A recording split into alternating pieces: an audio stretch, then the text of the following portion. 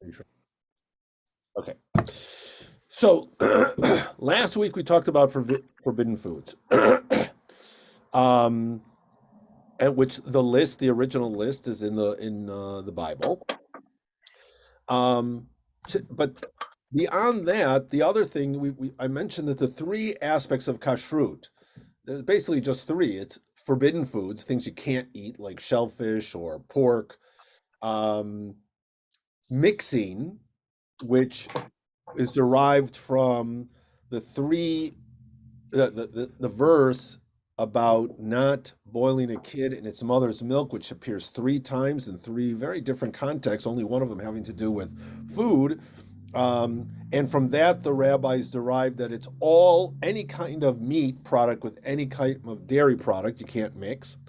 And then the type of meat that we get has to be kosher slaughtered.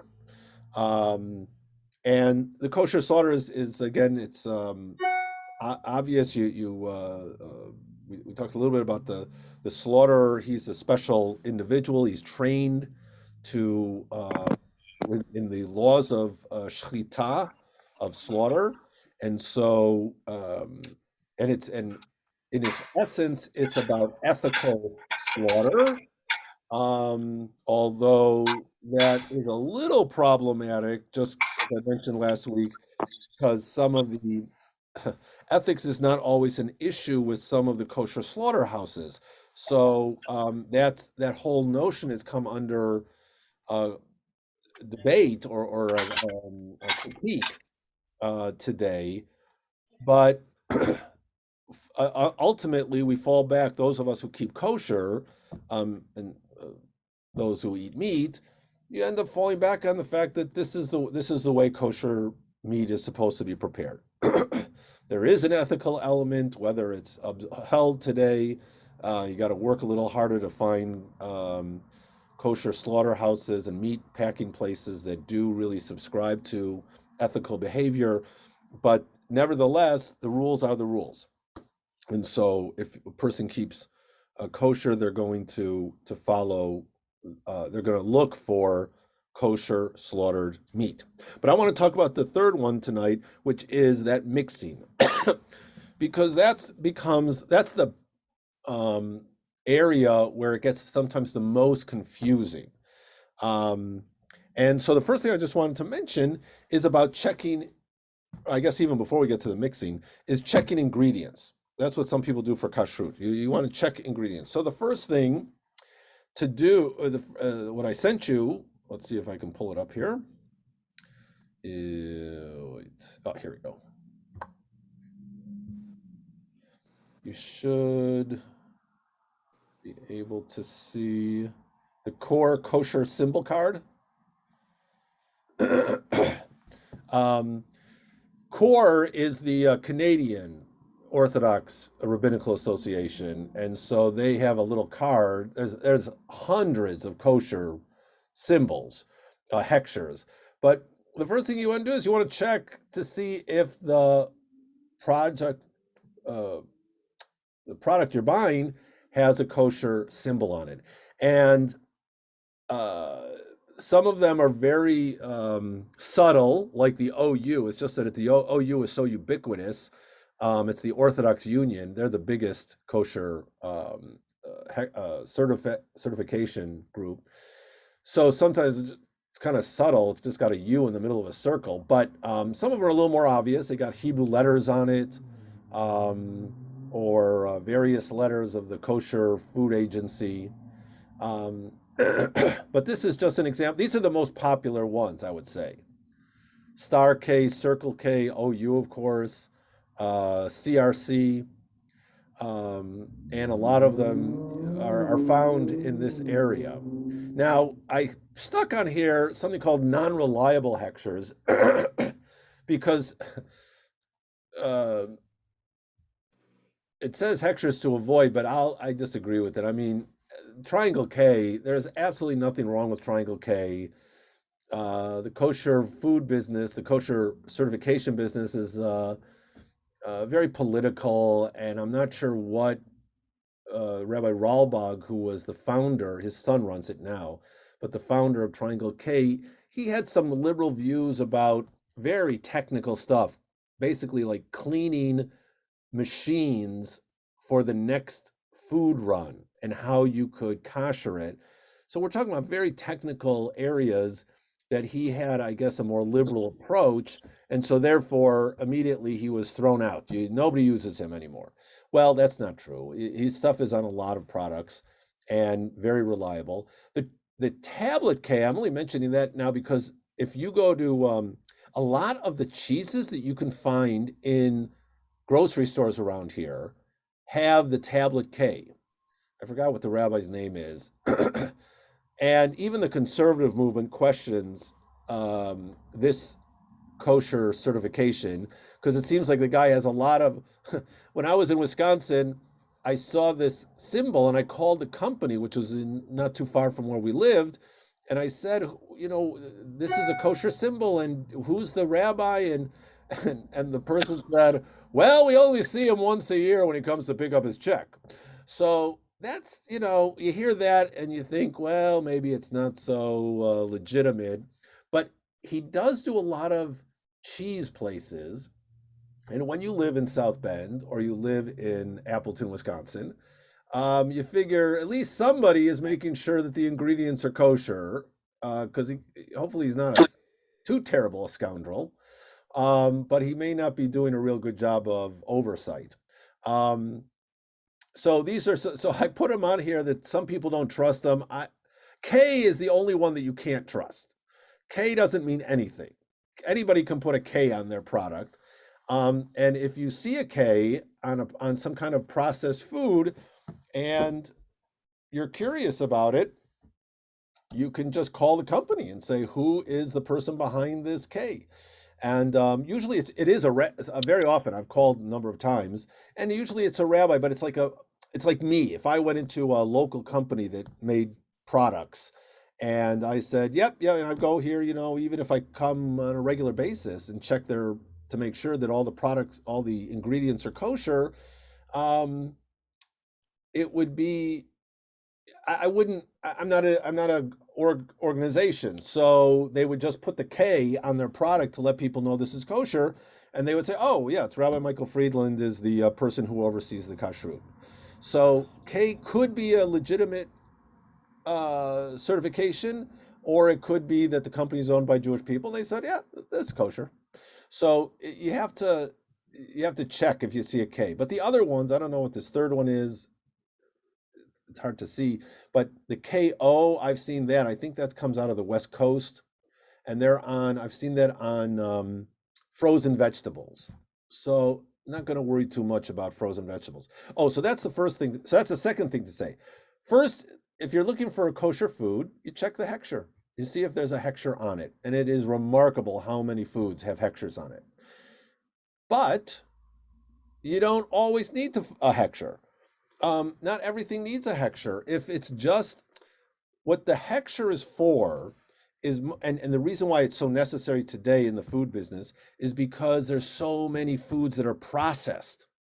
I mean, even those frozen vegetables, if you go in the store, it's harder to find just, frozen corn, frozen spinach. It's now like frozen spinach with these spices on it, or frozen corn with butter sauce. Well, all those sauces and spices, for a kosher consumer, you want to know, well, like where are those spices coming from? It's not just the corn anymore. It's all these other products.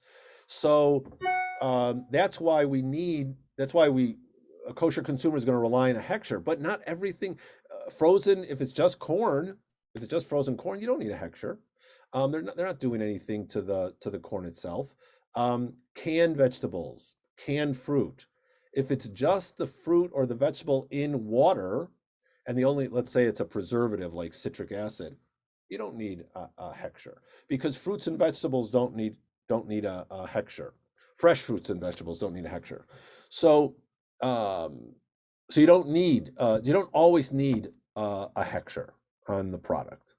So there are certain things, if it doesn't have any processing, it's okay. I remember that many, many years ago, there was a young lawyer in town whose father happens to be they then who came to our synagogue. They weren't his father is not Orthodox. His father is a conservative, belongs to a conservative synagogue, but his father, Joseph Regenstein, happens to be one of the preeminent food scientists in the country. And kosher agencies actually use him a lot to learn about all the new fangled technologies that create food products. And they go to him a lot. And he told me, even said, even though I'm not Orthodox, I will only trust a heckscher because you never know what new technology they came up with for food products. So one of the things he told me was sometimes with canned foods, they to preserve the food, there's a coating that goes on. You'd never notice it if you're opening the can, but it's some kind of a preservative coating. And he said it's not that it's not kosher, but it's a dairy derivative. So you, the kosher consumer, are buying a can of, let's say it was preserving the corn, a canned corn. And you're thinking, oh, I'm going to make this with my meat dinner. Well, you don't realize that the corn that you're using actually has some kind of a dairy preservative on top of it. But the truth of the matter is that if it says, on some level, we all check ingredients. So if you, so the reason why I mentioned his story is only to tell you why it's so important to have to trust hechshers and why hechshers are important, because a lot of times people say, oh, it's all politics, but they're important. On the other hand, at some level, we all check ingredients because even as he told me, even the kosher food agencies are way behind in all of these technologies and they can't keep up. So when you see a can of vegetables and you call Orthodox Union, you say their kosher uh, office, the kosher certification offices, and you say, I saw these vegetables, but they don't have a hechsher on them. Can I buy them? They'll say, oh yeah, just got water, no problem. Any canned vegetables are okay, except the ones they may tell you the ones from China we don't trust because we can't. They don't allow us to go over and look at their canning processes. But otherwise, they'll say it's fine. So Joe Regenstein might be right about some new preservative developments, but even kosher agencies are not going to be checking that far. And if it says on the ingredients it's just the product and there's no processing, it's fine. Now, a lot of other people will just check ingredients anyway. They'll just look at anybody, even if it doesn't have a hechsher, even a processed food, and they'll look to see, well, what are the ingredients? And they won't see anything concerning. There's nothing unkosher, and they'll buy it, and that's okay. It is problematic again because of what I've been saying is that there are all these. Anytime they process a food, there are going to be issues, but at the same time, and also according to FDA, a certain amount of product can be placed intentionally into a processed food without telling you, the consumer. It's not an issue with kashrut. It's an issue with any kind of for anybody who's buying food. They don't put you don't. There has to be a certain amount of the ingredient before they tell you. And I don't know if there's still this book out there, but it used to be called the People's Encyclopedia or something. It was a one volume book. And it came out when I was a teenager, and it was so exciting because there was one section about what the FDA allows in your food, and it'll be like, um, in spaghetti sauce, there can be one rat hair allowed, and you're like, oh my god, and it was a big excitement. So there are things that are allowed in foods that they don't have to put in the ingredients. So that's one reason why if a person wants to be very careful, it's it's not it's problematic to just look at the ingredients and say, oh, there's nothing unkosher here. On the other hand, as I just said, even sometimes with uh, food products that don't that are just the product itself, And the kosher agency says, no problem. If it's just the food, if it's not a processed food, it's just the food itself with water, not a problem. That may not even be correct because of the food technologies that are developing. So sometimes, so at some level, we're all, unless you only buy things with a hechsher, and then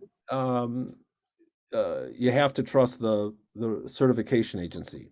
But in general, hechshers are helpful, and sometimes they're not necessary depending on the food stuff. The less processed the food, the less you need to worry about the hechsher. Okay, so now let's talk a little bit about mixes. Obviously, we know no mixing of milk and meat. So you're not going to eat, so no cheeseburger. That's obvious. You're putting cheese right on the meat. But and I think I may just even read this section from Lisa Stern's book, because it's much clearer than probably if I start talking about it and I go off on a tangent, which is the issue with, it's not just the mixing of the actual food groups that's problematic. It is the taste. Now, the taste, which she doesn't mention here, is that really it's what we call a siyag Torah. A siyag Torah is a fence around the Torah. Literally, that's what it means. And the idea is that if you don't want somebody to eat a cheeseburger, then the best way to make sure they never eat a cheeseburger is to make sure they never have milk and meat. They never cook milk and meat at the same time. So you have only meat pots and only milk pots, dairy pots, and therefore never the twain shall meet. So that's what a siyag Torah is. You want to make sure that you don't get to the point where you might accidentally make, eat meat and milk together. But there's also the issue of ta'am, taste. Let me pull that page up.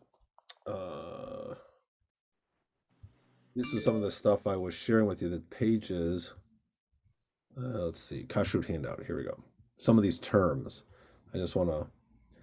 So, ta'am ki'ikar here is that the flavor is tantamount to the substance. So, the taste is you don't want the milk and the meat taste even mixing with each other.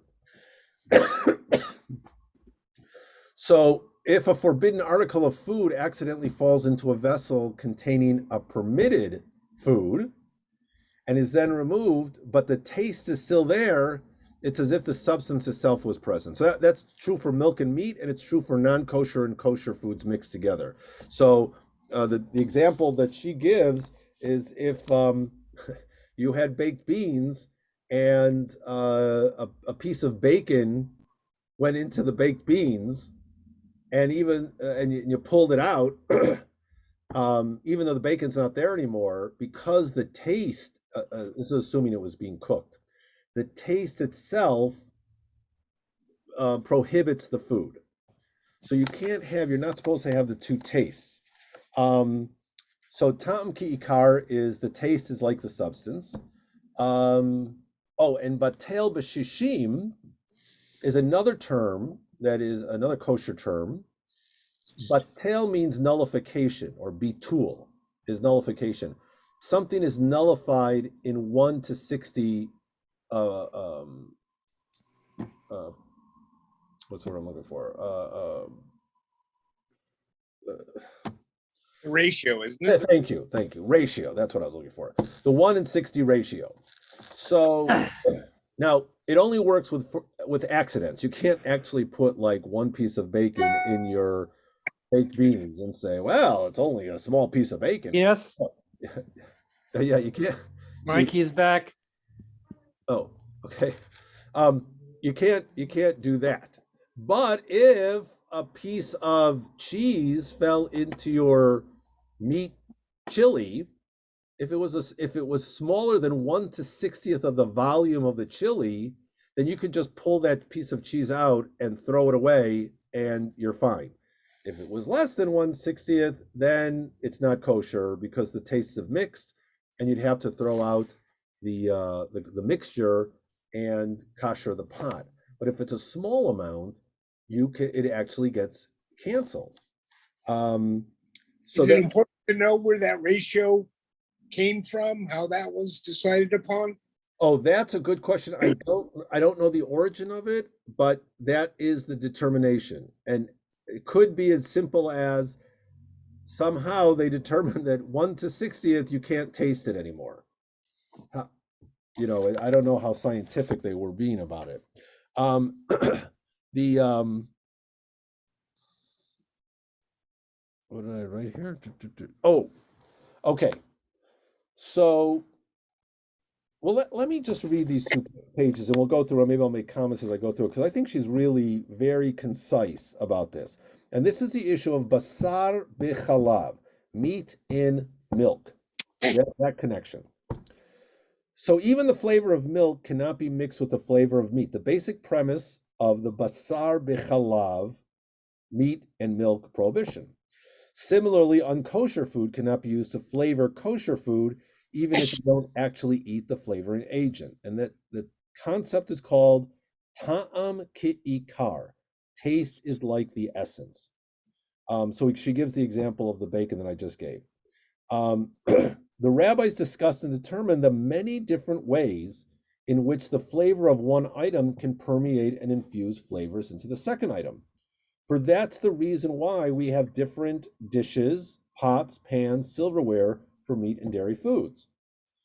As the Talmudic discussions indicate, accidents regarding meat and milk, or treif in kosher food, occur frequently.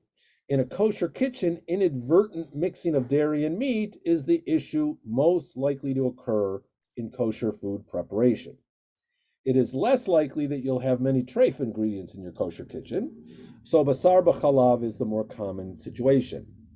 And the rabbis determine various ways that such inadvertent milk and meat encounters and kosher and treif accidental tris could or could not be nullified. Okay, so let's say not all mixing is gonna mean that you got to throw the food out. Bitul again, or batel, is the word for nullification. The concept of bitul, nullification, is complex. The description can give you a rough. This description can give you a rough idea of situations which it could apply. The primary way in which flavor is transferred is through heat, by cooking. Also, usually you need liquid in there too, but definitely heat. So that means if a cold piece of meat touches a cold dairy plate, all you have to do is you take the meat off the plate and then you rinse off the plate. If a hot piece of meat touches even a cold dairy plate, the plate and the meat both become treif. That is unacceptable because they've mixed. If you were heating milk in a pot on the stovetop and a piece of meat inadvertently fell in, it could flavor the milk with its meatiness. Now, there are different ways to ascertain if the amount of meat that fell into the pot is enough to contaminate it. So this first one is bitul b'shishim, or batel b'shishim. Nullification in 60. The ratio of the two substances is 60 to 1. The rabbis determined that at such a ratio, the two flavors would not affect each other. Again, how did they determine that? I don't know, because what are they doing? They're tasting non-kosher food? I don't know how they figured that out, but that's what they determined. Batal b'shishim is the method used to judge nullification, in this case, when there are two dissimilar substances. So milk and meat, two very different substances. A liquid and something solid are two different substances. So in that case, it's batel b'shishim, 1 to 60 ratio. If you notice that the meat fell into this dairy pot, you remove it. If the meat is less than 1/60th proportionately to the amount of liquid, then you can just keep on cooking, even though you had this little piece of meat in there. If it's not, you'll need to discard the contents of the pot, and the pot needs to be koshered. And as I mentioned before, that's only if it's accidental. You can't intentionally do it, because then any amount is not acceptable. Another way of nullification is bitul berov, nullification in a majority. And it's used when there are two similar substances get mixed together. So you have a pot with a bunch of kosher meat that you're cooking, and one piece of non-kosher meat, treif meat, falls into the pot. In that case, all you have to do, since the kosher meat and treif meat, you can't tell the difference of what they look like, right? It's called min bimino. It's the same substance. It's the same type. So because it fell in, you can't tell the difference. What you do is, and especially if it gets mixed up, you pull one piece out and you assume that the rest is a kosher. Because it's again, with the Torah, it's usually majority rule, except in the case of unlike substances. And again, as I mentioned, it only happens if it was an accident. You can't, again, intentionally put bacon into, I don't know, or pork product in there to get the pork flavor. So you can't do it intentionally, but if it happens by accident. The concern is always about flavor. Can the two different substances, milk, meat, kosher or non-kosher, affect each other flavor-wise? And if they can, the substance cannot be eaten. And that's another principle, which I've got on the same page that you're looking at. Kavush kimivushal. Kavush is soaking and or preserving. It's actually more like like pickling or something. So if the idea is that if something is soaking in a liquid after a certain amount of time, usually 24 hours is the understood amount of time, it absorbs the flavors. So if you had cold milk, if you put cold milk in a meat pot by accident, let's say, and it sat there for 24 hours, the assumption is that the milk is entering into the pot. The milk flavor, the milkness, is entering the pot, and maybe even vice versa. So therefore, you would have to throw the milk out, and you'd have to kosher the pot. Now, there's a flip side to this, which is very interesting, and this is, I was going to say, in our maybe we'll have time. I'll go down to our kitchen and show. We have a dairy kitchen, and we have not a dairy kitchen. We have a dairy section and a meat section. Some people have parov. We do not have very much parov stuff, which is for the reason that I'm about to explain. Because to me, first of all, you got to have space for more parov things. Secondly, it gets too confusing. You don't usually have, well, unless you're a vegan, you don't usually have just parov meals. Well, you could have, I take that back. You could have a parov meal. But most of us, many of us don't have only parov meals. I mean, most people eat, I don't eat meat, but I do eat dairy. So if you're in a home where you eat meat and milk products,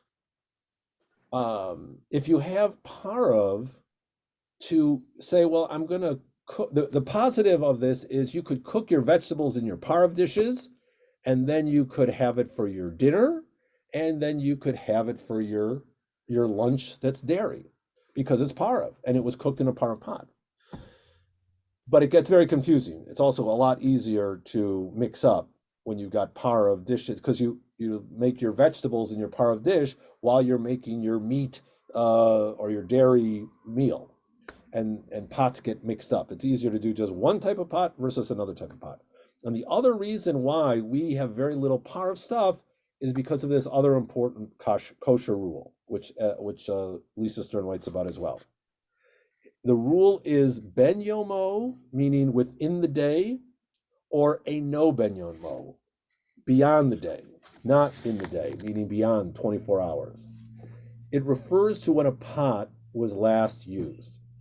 As mentioned, we are to have separate pots for meat and dairy cooking.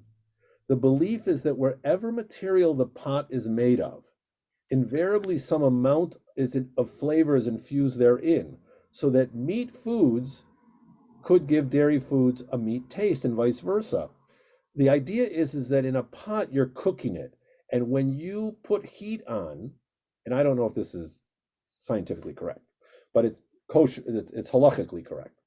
If you start cooking in your meat pot with meat, of course, the meat is absorbed, the meat flavor is absorbed into the pot itself. So when you cook again with that meat pot, that meat flavor is going to be coming out, because just as it goes in, it goes out. And the problem is, if you were to cook a dairy product, the fear is that meat flavor is going into the dairy product and causing milk and meat a taste, which is forbidden. So, but if the pot has not been used for 24 hours, then the idea is that the whatever flavoring the meat or the dairy has imbued in that pot, it's become so weak because it hasn't had that flavoring for so long, that if by accident you wait, is that correct? If you wait a minute.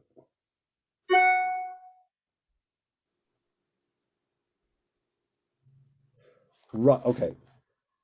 So right. So the idea is that if you after 24 hours, the taste is so weak that it's not going to impart whatever the flavor of the pot is into the food. Now, according to kosher laws, that's not good enough. You can't again do this intentionally. You can't cook on Monday a meat stew, clean it out really good, and then let's say Wednesday take that same pot and cook fondue in it, a cheese fondue. You can't. That's not acceptable. Um, in fact, most people would hold, if you cook the cheese in there by accident 2 days later, the cheese has to be thrown out. The fondue would have to be thrown out, and you'd still have to probably kosher the pot. Um, but the but when it comes to parov, it's very helpful, because if you have a meat pot and you don't cook meat every day, you cook something with meat in the pot on Monday, by, let's say again, Wednesday or Tuesday, after 24 hours. So Wednesday, you cook broccoli in that pot. The broccoli doesn't accept the so much meat taste that it becomes meat. It becomes a meat food. A meaning for, and this is a lenient opinion among Ashkenazim. I think Sfardim are pretty lenient on this. Some Ashkenazim are very strict, but meaning that you could have that broccoli on Wednesday with your dairy meal. You can't. So because the taste in the pot is weakened, it doesn't impact the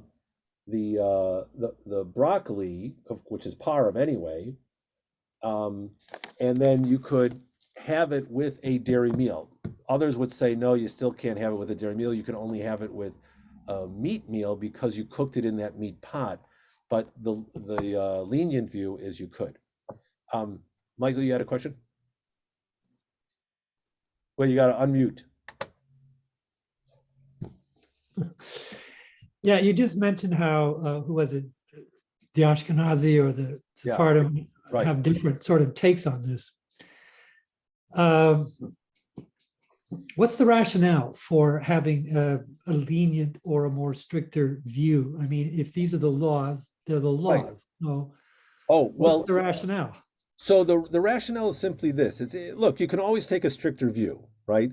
So the stricter view is that since you cooked a parov food, that broccoli, in a meat pot, even if the taste was weakened, you could eat it. There's not a problem with eating it, but to eat it with dairy foods, it's a way of kind of becoming so lackadaisical, I suppose, that you might start be loosening the restrictions about milk and meat, and you might start not worrying so much about if you're cooking something dairy in the meat pot. Maybe you won't throw it out. You'll say, "Oh, it was haven't had it since I haven't used it since Wednesday, since Monday, so why throw out the food?" So there's a concern with, wait a minute, we're going to get too lenient. That's one way of looking at it. And then the lenient view is to say, well, that's ridiculous because it's not, it's a par of food, and the taste, we understand after 24 hours has been weakened. So the broccoli should be just considered par of broccoli, and you can eat it with anything you want. So it's just a way of different looking at it. And sometimes the more strict rules, sometimes they're based on logic, sometimes they're based on, again, concern with the consumer. It's always easier to say no. And it's always easier to be strict because that way you won't mess up. So that's the rationale of it. Okay.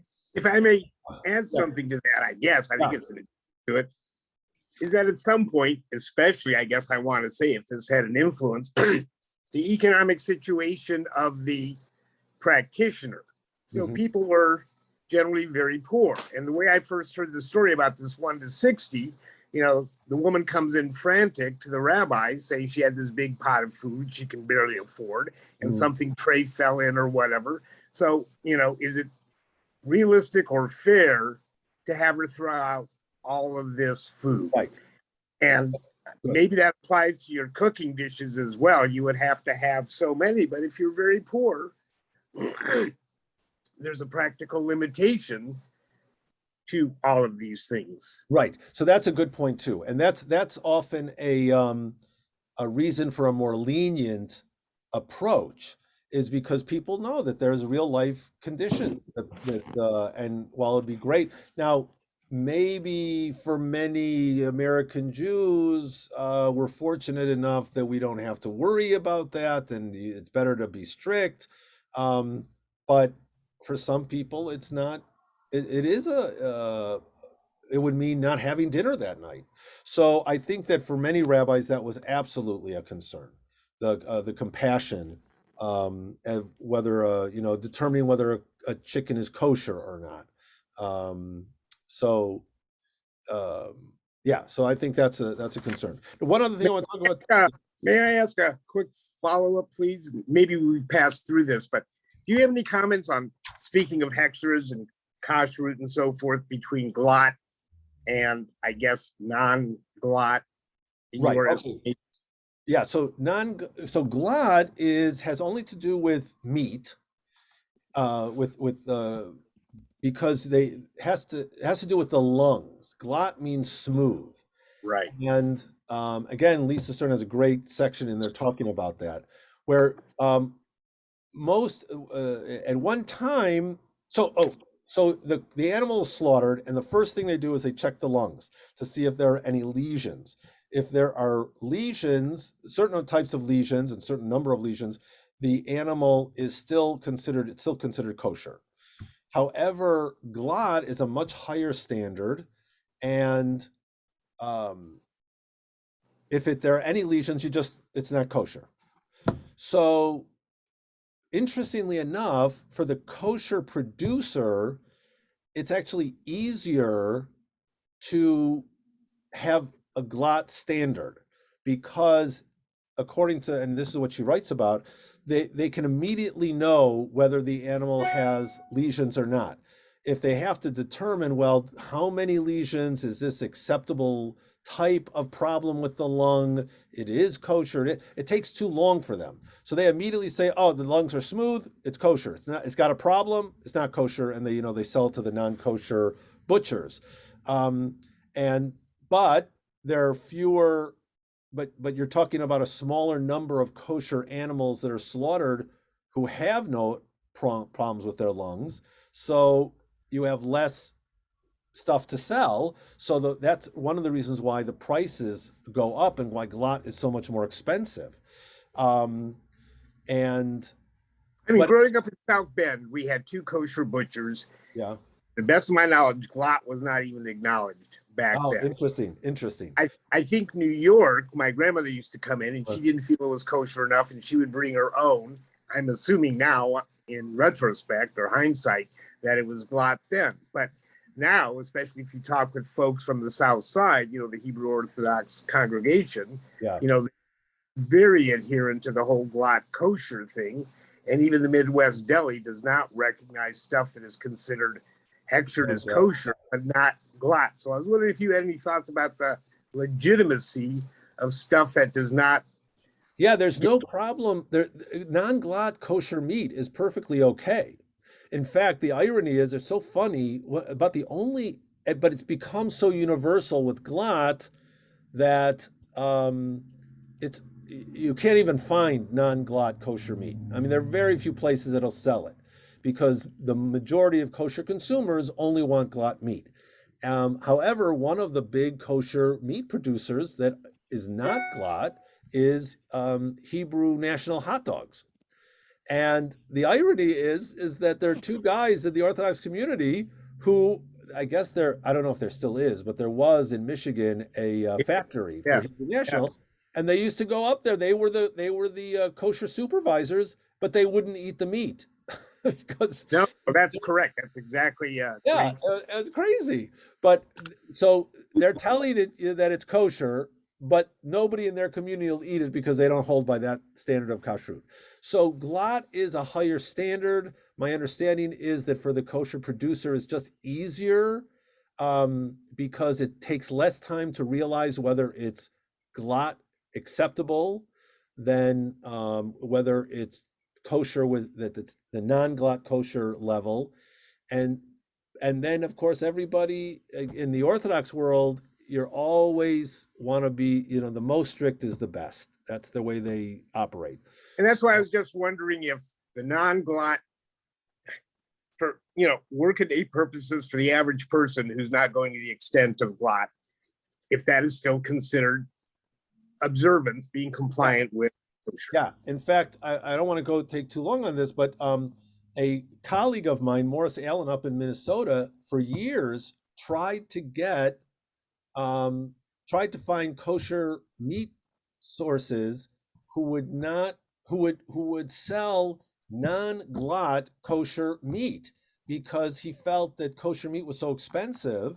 It's ironic because Morris Allen is a vegetarian, but for his community up in Minneapolis, and they were very close to the producers in Iowa, that big, which had real problems, um,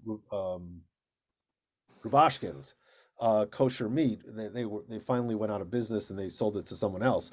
But they were a huge meat producer, unethical, but huge meat producer, and they he went and he tried to get them to sell non-glot meat because he thought it would be so much cheaper for the kosher meat consumer and encourage more people to keep kosher. But he ran into all types of problems because, again, the kosher meat producing community is very small, and they didn't want. I think also, the profit margins are higher, and they didn't want any kind of confusion with it. So he got nowhere with that. So they tried to do it, but it was very hard. Michael, you got another question? I'll try to make this quick. It's another historical Okay. question. And this is about Islam. Okay. I know they have some sort of similar dietary restrictions, but I'm curious to know whether over time they also developed such a detailed, Oh, regime yeah. and I gather everything you've been talking about evolved over time in Yeah. response to specific situations or questions. Right. Do you know if Islam had a similar kind of history with? That's great. That's a great question. I have no idea. All I know is that I think I mentioned this last time that halal, the rules are less strict on slaughter than the kosher rules. Anybody that it's more common people can get involved in the halal slaughter business, and so therefore Muslims who follow halal will eat kosher meat, but not vice versa. That's as much as I know about halal. Okay, But thanks. you do see it. You do see it everywhere. Boy, we're in New York, and every corner has a halal meat stand. So good for them. So let's see. We talked about Tom Leaf Gum for 24 hours. Oh, so let's talk about koshering. Just very briefly about koshering. So let's say that you have a pot. Oh my goodness, I dropped in one, a whole chunk of meat into my cheese fondue. Uh-oh, now I got to kosher the pot. So there's different ways of koshering. Almost everything can be koshered. Metal can be koshered, glass can be koshered, plastic can be koshered, wood can be koshered. Stone does not have to be koshered. Stone is something that doesn't acquire anything. That's why, which is great, because for if you have a stone, like they have these stone tabletop countertops now, and that's great because nothing can happen to it. But if you have a plastic or a formica, then you gotta sometimes Pesach is the main time you need to kasher your house, because Pesach kashering. We'll get to that for Passover, but Pesach you have to turn over your dishes as well because of the rules for Passover. And in that case, you do have to kasher your countertops. But stone is not. You don't have to kasher because it can't accept anything. Now, so all these things can be koshered. There's different ways of koshering. The rule is kivolo kach polto. How it goes in is how it goes out.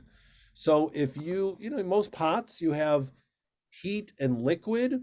So the way you kosher it is to simply boil it out, either by sticking it into a bigger pot that's got boiling water in it, or boiling water in that pot and then doing something to it, usually putting a hot stone into that so it boils over and the entire pot is koshered. Same thing with utensils. You can just boil a big pot of water, and any utensils you may have mixed up, you just pop them in the boiling water and you pull them out, and it's fine. Some things, though, it doesn't work that way. If it's heat without really liquid, so it's not really being boiled in, but like a frying pan. Frying pans are basically impossible to kosher because there's too many little, in the frying pan, you can look at it, there's all these little cuts and scratches. You can't kosher that stuff.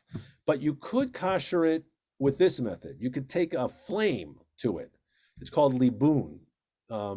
And some people will do that to kosher. They'll take a blowtorch and kosher utensils in that way. So that's another way that sometimes stoves. Well, thank God for self-cleaning ovens. But self-cleaning ovens, are basically taking a blowtorch to your oven or to the grates. So sometimes it requires libun fire. Sometimes it can be boiled. And then here's another area where there's lenient and strict opinions. Glass, I just mentioned that glass, I said glass can be koshered. Some people hold, though, that glass is like stone. It can't become unkosher, that it doesn't absorb anything. And what's really interesting about glass is there's two absolutely opposite opinions. Again, Sephardi and Ashkenazi. My family story, but that's why glass was considered parva. Right. So according to the Sephardi and some liberal thinkers in the Ashkenazi, or more lenient, is glass cannot become, glass is parva, exactly. But more importantly, it just can't become meat or milk. I mean, it can't be affected. So you could use glass dishes for milk, or you could use it for meat. The general rule is we don't do that because it's too confusing, and then things get mixed up. But you could technically do it. That's the one opinion. The other opinion is that glass is made out of sand, so it's like clay. It's like what's the word I'm looking for? Ceramic? Ceramics. It's like a ceramic dish. Ceramics, unfortunately, can never be kosher. So once a ceramic dish is meat, it's going to be meat. And if you put a dairy product on it, a hot dairy cheese on your meat ceramic dish, there's nothing you can really do about it. The So some people, the more strict view, which is Ashkenazic, is that you can never, glass can only be one or the other, and it can never be kosher. So it's just interesting again how Jewish law works. You got you got the same substance, and you have two different opinions that are completely diametrically opposed. But I think for some people, what I will encourage them. Oh, and I should say glassware where you're drinking out of, which never has hot stuff in it, that nobody has an issue with. You can use that for milk or meat, not a problem. But it's glass plates. Pyrex, according to some, is also the same thing. You can use it for either one because it's glass, but other people say Pyrex is a little different because it gets stained, and so obviously if it gets stained, something's being absorbed into it. But sometimes I'll suggest to people when they're starting out and they want to keep kosher to use glass plates. It's a little bit, it takes up less space, less room in your house. And so therefore, it's a better, it's a good way to start into kashrut. So that's basically it. Those are the basics. Went through them really quickly, but again, anybody who's interested in keeping kosher, her book is great. Lisa Stern's book is great. It's very clear. And it gives you, and she's wonderful about not judging the very many different approaches we have to kashrut today. One of the things I wanted to mention, I mentioned it briefly last week, is the issue of, it's called bishul akum, which literally is cooking by a pagan, which is a ridiculous name, but there are certain rules of kashrut which have to do with who makes the stuff. Bread, wine is most prevalent, but even some other cooked foods, there are some rules on the books that say a non-Jewish person can't cook, can't prepare. Oh, let me pull off of this. We don't need to. I can stop sharing here. There we go. Some people say that non-Jews, they can't. If you go into a kosher restaurant and they have a non-Jewish waiter, and you order a bottle of wine, the non-Jewish waiter will call over a Jewish person, somebody Jewish proprietor or whatever, to open the bottle, because again, this fear in the medieval period of socialization, and also what were and more than medieval period, it was in the ancient period, what were these people using their wine for? Was it for a libation to their gods? That's, there's the pagan part of it. So that's it. Sometimes bread is a staple. So there was concern with having non-Jewish people be your baker. And some, as far as even cooked foods, you shouldn't have, again, historically, there probably was a concern in some places of having non-Jewish servants in your home. What were they doing? Because in places there might have been tremendous animosity between Jews and Gentiles, and especially if Jews ever got wealthy enough to have Gentile servants, that would be very dangerous. So, it may even been a self-censorship. Don't have non-Jewish people cooking in your house because we don't want to get attacked for being, too wealthy. Whatever it is, these are some rules on the books. The conservative movement has basically done away with all of that. When we talk about kashrut, we talk about the ingredients. We're concerned with what are we eating, not who cooked it. We understand that the sociology is very different today. First of all, we live among Gentiles. We have friends who are Gentiles. We have coworkers who are Gentiles, neighbors who are Gentiles. So that's the reality. Plus, we know that Gentiles are not pouring libations to the gods when they make wine. So, so that is one of the areas which unfortunately has actually gotten more strict in the Orthodox world. I guess, again, to show your bona fides, you're really kosher. So we're really strict on this rule that, 60, 70 years ago, Orthodox Jews didn't care about. Maybe kosher wine was a little bit different, only because when did you drink wine 70 or 80 years ago? Who drank kosher wine other than, heavy malaga for Kiddush? So you weren't going out, you weren't a connoisseur drinking wine. Whereas today, there are dozens and dozens of outstanding kosher wines that people will drink just to drink. So, again, the only reason you drink kosher wine 70 years ago was to make Kiddush. So maybe you want to be a little more careful about the kind of wine you're drinking. But otherwise, today it makes absolutely no sense. And it has become a dividing line, I think, between certain Orthodox groups and though either modern Orthodox, but certainly between conservative kosher consumers.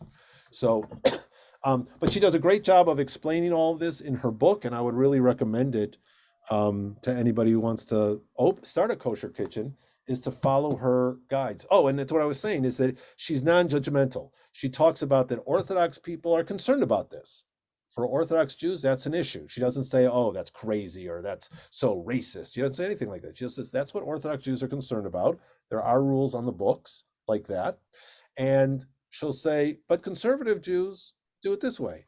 And she even talks about, certain practices that Reform Jews, certain leniencies that Reform Jews take who try to keep kosher. So I think it's really good. That's why I really appreciate her book, that she doesn't make these judgmental comments like I just did. All right, it's just about 2 minutes to 8. Any last questions? What I want next week, we're going to start with Shabbat. Shabbat's going to be a 3-week session because it's so important, and we'll talk about the meaning of Shabbat and the traditional observance of Shabbat, what that means, and then of course we'll talk about more modern approaches, how to practically observe Shabbat in the modern world in which we live. So, and we'll start that. Oh, I guess we'll do that just for a couple more weeks, because then we'll take our 3-week break in July. I'll be off for 3 weeks. But okay. Any other questions before we finish up? Okay, and we'll see. I don't know how many of you are going to watch this congressional hearing. As I asked at Minyan tonight, I said, how many people are going to watch it? Everybody said we're all watching it. I said, is it going to make a difference? And everybody said no. So I don't think it'll make one iota of difference, although one can hope. Okay. All right. Well, everybody have a good evening, and I'll see you next Monday. So we're back on Mondays. Okay. Very good. Take care. Have a good night. Thank you. Thank you.